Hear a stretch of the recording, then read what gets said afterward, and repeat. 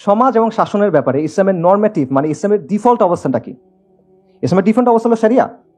মুসলিমরা শরিয়ার অধীনে থাকবে, মুসলিমদের সমাজ, মুসলিমদের শাসন শরিয়ার অধীনে থাকবে, এবং আইডিয়ালি একজন ইমামের আন্ডারে, একজন খালিফার আন্ডারে পুরো মুসলিমরা থাকবে। এটা ইসলামের একেবারে নর্মেটিভ অবস্থান। ক্লাসিক্যাল যুগ থেকে শুরু করে প্রি মডার্ন সময় পর্যন্ত এর কোনো ব্যতিক্রম আপনি পাবেন না, নেভার, সম্ভব না। ঠিক আছে, যত আলোচনা হয়েছে, আপনি আহকামুস সুলতানিয়া বলেন, আল মাওয়ার্দি বলেন, আল জুয়াইনি বলেন, আল গাজালি বলেন, ইবনু জামা, ইবনু তাইমিয়া, ইবনু খালদুন, যতজন আছে একদম প্রি মডার্ন টাইম পর্যন্ত সবার মত হলো এই জায়গা থেকে শুরু হয়েছে যে মুসলিমদের শাসনে, মুসলিমদের সমাজে শাসন হবে শরিয়া দিয়ে। এইটার বাইরে কোনো কথা নেই। এবং আইডিয়াল সিচুয়েশন সবসময় এটা যে একজন খালিফার আন্ডারে পুরো মুসলিমরা একত্রিত থাকবে। এই অবস্থার সাথে ব্যতিক্রম করছে এমন কেউ নাই। এবং তাতারদের আগে, মুসলিম বিশ্বে তাতারদের আগে কারো মাথায় এটা আসেই নাই যে এমন কোনো সিচুয়েশনও হইতে পারে যেখানে মুসলিমরা আছে, ইসলামী শাসন নাই। এটা তাদের didn't even ochre to them. ঠিক আছে, তো এটা হলো একদম বাই ডিফল্ট, মানে আমাদের একদম ইনবিল্ট অবস্থান। কিন্তু এই অবস্থানটা আজকে অপরিচিত হয়ে গেছে টু দ্য এক্সটেন্ট, যখন কেউ এটা বলে যে আমরা শরিয়া চাই, তখন এটা মনে হয় মহা র্যাডিক্যাল একটা কাজ হয়ে গেছে। অথচ এটা ইসলামের একদম ডিফল্ট পজিশন। মানে আপনি যেমন নামাজের ব্যাপারে কি আপনার কাছে যদি বলে 5 ওয়াক্ত সালাত নাকি 6 ওয়াক্ত, আপনি অবাক হয়ে যাবেন, এটা কি বলে? এটা ওরকম একটা ব্যাপার। সো এই চেঞ্জটা আসলে কিভাবে হলো? এই চেঞ্জটা হয়েছে কলোনিয়াল যুগে, উপনিবেশিক সময়। উপনিবেশিক সময় দুটা কাজ হয়েছে। এক, তারা আমাদের উপর তাদের শাসন চাপাই দিছে। বা তার আগে তারা কি করছে? আমাদের তো একটা শাসন ছিল, সেটাকে তারা একদম স্টেপ বাই স্টেপ সিস্টেম্যাটিক ভাবে ডিসম্যান্টেল করছে। ঠিক আছে, এটার কিছু এক্সাম্পল আপনারা শক্তিফের আলোচনায় শুনছেন যে যখন সূর্যাস্ত আইন হয়েছে, চিরস্থায়ী বন্দোবস্ত হয়েছে, একটা সোসাইটির ইকোসিস্টেম কিন্তু সম্পূর্ণ চেঞ্জ হয়ে যায়।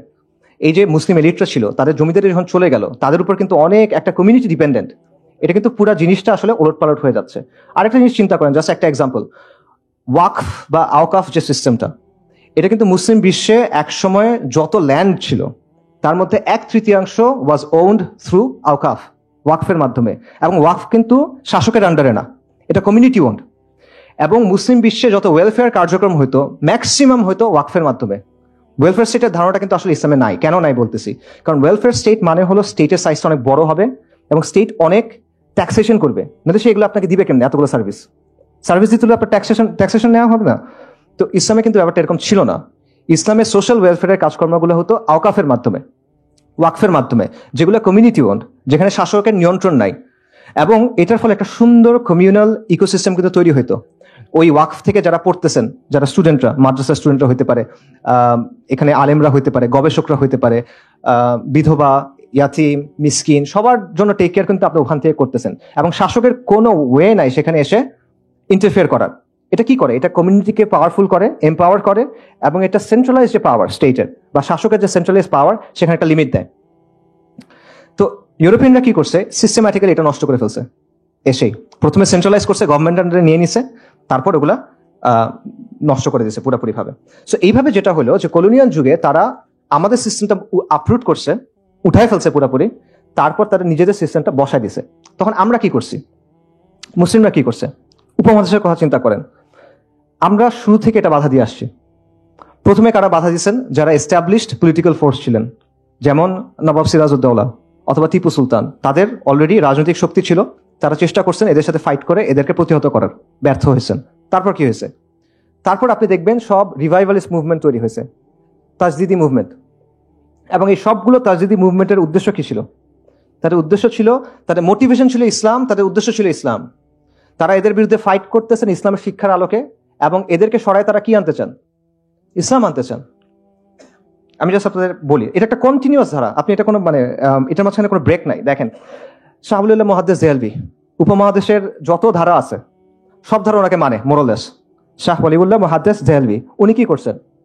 উনি প্রথমে একটা ইলমি তাজদিদ শুরু করছেন, জ্ঞানগত একটা বিপ্লব তৈরি করছেন। আবার উনি আহমদ শাহ আবদালি, কাবুলের শাসক ছিলেন তখন, আফগানিস্তানের শাসক ছিলেন, তাকে চিঠি লিখছেন যে এখানে আমাদের উপর কুফফার শক্তিশালী, আপনি এখানে আসেন, আল্লাহ আপনাকে অনেক বড় জাযা দিবেন, দুনিয়াতেও আপনি পুরস্কৃত হবেন।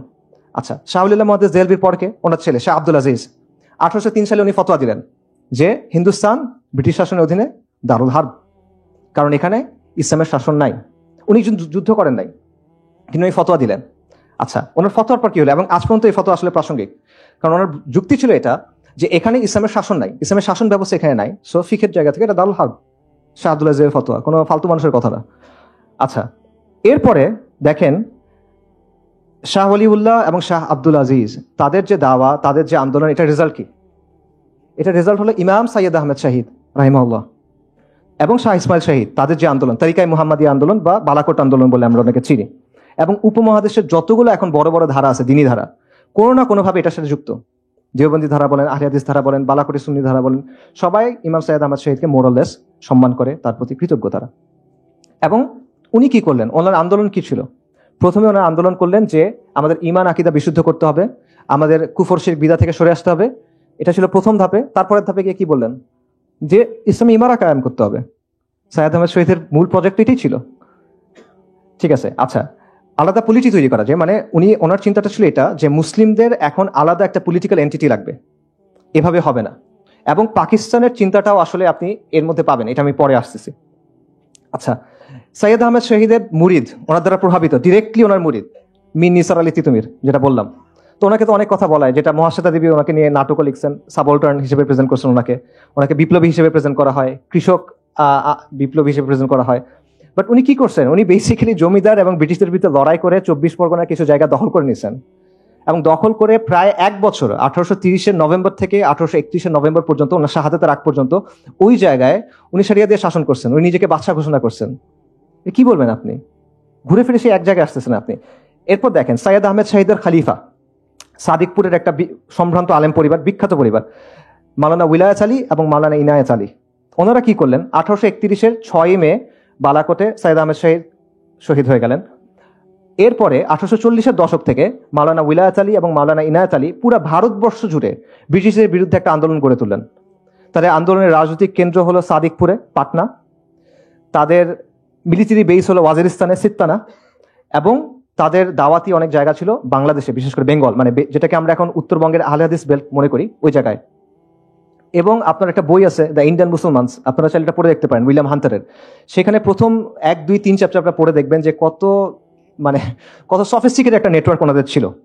ওনারা বেঙ্গল থেকে টাকা পয়সা মানুষ সব ওই ওয়াজিরিস্তানে, সিত্তানাতে পাঠাতেন, এবং সেইখানে তারা ব্রিটিশদের বিরুদ্ধে লড়াই করে গেছেন কয়েক দশক। ব্রিটিশরা 60টার বেশি অভিযান পরিচালনা করছে তাদের দমন করার জন্য, পারে নাই পুরোপুরি তাও। এবং ব্রিটিশদের এই ছিল যে এরা হলো হিন্দুস্তানে আমাদের শাসনের বিরুদ্ধে একটা পার্মানেন্ট থ্রেট। এই লোকেরা, এই মাওলানা উলিয়াত আলীর যারা অনুসারীরা ছিল, এবং মাওলানা আবুল হাসান রিনাদভি ওনার বিখ্যাত বই, উনি বলছেন যে ভারতবর্ষের স্বাধীনতার পেছনে যাদের অবদান, সবাইকে এক পাল্লায় দিবেন, সাদিকপুরীদের আরেক পাল্লায় দিবেন, এটা বেশি ভারী হবে। সো তাদের উদ্দেশ্য কি ছিল? আবারও শরিয়া কায়েম করা। এরপর আসেন শামেলির কথায়। 1857 সালে মহাবিপ্লব বা বিপ্লব যেটাই বলেন, ওই সময় উত্তরপ্রদেশের একটা জায়গা আছে থানা ভবন, সেখানে জনগণ রাস্তায় নেমে আসলো, ব্রিটিশরা পালায় গেল। তখন কয়েক মাস সময় সেখানে ইসলামী শরিয়া দ্বারা শাসন হয়েছিল। কারা করছিলেন? ইমদাদুল্লাহ মুহাজির মাক্কি, কাসেম নানতুবি, রাশিদ আহমেদ গাঙ্গুহি। এনারা কারা? আকাবিরা দেওবন্দ। এনারা গিয়ে দারুল উলুম দেওবন্দ গঠন করছেন। তাদের উদ্দেশ্য কি ছিল? শরিয়া ছিল। তারপর আসেন আমি মনে করি আমাদের জন্য সবচেয়ে প্রাসঙ্গিক যারা, ফরাজি আন্দোলন, এবং এটা সমসাময়িক আন্দোলন। 1818 সালে হাজী শরীয়তুল্লাহ রাহিমাহুল্লাহ উনি ফরাজি আন্দোলন শুরু করেন। ফরাজি আন্দোলন যুদ্ধ করে নাই। বালাকোট এবং তিতুমির, বাঁশের কেল্লা, দুটা তো কাছাকাছি সময়, মেতে একটা, নভেম্বরে একটা। এরপরে ওনারা যুদ্ধ করেন নাই, কিন্তু ওনারা ওনাদের মতো আন্দোলন চালায় গেছেন। তাদের অবস্থান ছিল হিন্দুস্তান, দারুল হার্ব। এই জন্য ওনারা জুমার নামাজ পড়তেন না। এখন এটা ফিকি ভাবে আপনি তার সাথে দ্বিমত করেন, ওটা ইস্যুটা না। আমার পয়েন্টটা হলো যে এটা কিন্তু একটা পলিটিক্যাল পজিশন। তারা বলছে যে এই শাসনটাকে, এটা দারুল হার্ব, এটা আমাদের ডিফল্ট পজিশন না। সো আমরা আমাদের ডিফল্ট যেভাবে আমাদের নর্মালি ইসলাম পালন করার কথা, সেটা আমরা এখানে পালন করতে পারতেছি না। পাশাপাশি তারা কিন্তু বিভিন্ন ধরনের আন্দোলন করছেন। আমরা ফরাজি বলতে বুঝি যে তারা হয়তো বা শুধুমাত্র কুফর শিরক বিদআর বিরুদ্ধে কথাবার্তা বলছে, বাট ব্যাপারটা কিন্তু এরকম না। তাদের একটা অর্গানাইজেশনাল স্ট্রাকচার ছিল, তাদের প্যারামিলিটারি বাহিনী ছিল, লাঠিয়াল বাহিনী ছিল। তারা চর দখল করতেন, আন্দোলন করতে, বিভিন্ন কৃষক আন্দোলন তারা করছেন, বিভিন্ন অসহযোগ আন্দোলন তারা করছেন, এবং তারা রাষ্ট্রের উপর চাপ প্রয়োগ করছেন।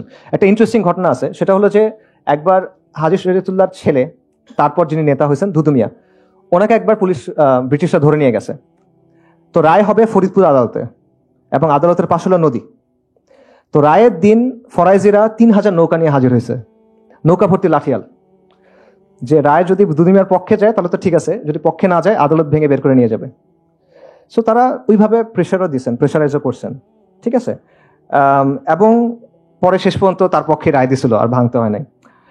এর বাইরে ফরাইজিদের নিজস্ব আদালত ছিল, তাদের শরিয়া আদালত ছিল, তাদের যে কন্ট্রোল যে জায়গাগুলো ছিল সেখানে তাদের শরিয়া আদালত ছিল, যেখানে হানাফি ফিকহ অনুযায়ী শাসন হইতো। এবং ডক্টর মুহাম্মদ আহসানুল্লাহ ফয়সাল কিছুদিন আগে মারা গেছেন রাহিমাহুল্লাহ, ওনার একটা থিসিস আছে, এটা ফরাইজিদের নিয়ে সবচেয়ে ডিটেল কাজ আমার দেখা, মুইনুদ্দিন খানের কাজের চেয়ে অনেক বেশি ডিটেল। ওখানে উনি এই সবগুলো আনছেন যে শুধু ঢাকা, বৃহত্তর ঢাকা অঞ্চলে 22টা শরিয়া আদালত ছিল তাদের ফরাইজিদের, ঠিক আছে। তো এই আবারও দেখেন ঘুরে ফিরে ফরাইজি আন্দোলন যারা আলটিমেটলি স্ট্রাগলে যায় নাই, আর্ম স্ট্রাগলে যায় নাই, তারাও আলটিমেটলি কি চাইছে? শরিয়া চাইছে। অর্থাৎ কন্টিনিউসলি আপনি বারবার দেখতেছেন যে আমাদের শরিয়া শাসন ছিল, ওটা হয়তো ফ্লড ছিল, সমস্যা নাই, কিন্তু ছিল। এরপরে ব্রিটিশরা আসলো, তারা এটা সরাই দিল। এরপর আমাদের প্রথম ইম্পালস কি ছিল?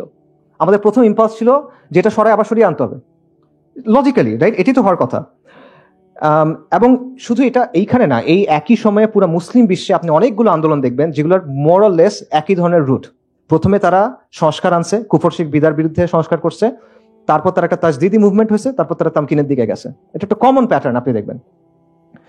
এবং শুধু এইটা না, এই যে পাকিস্তান যে রাষ্ট্র, এটার সাথে এই সিলসিলার সম্পর্ক আছে। পাকিস্তান আন্দোলন কারা করছে?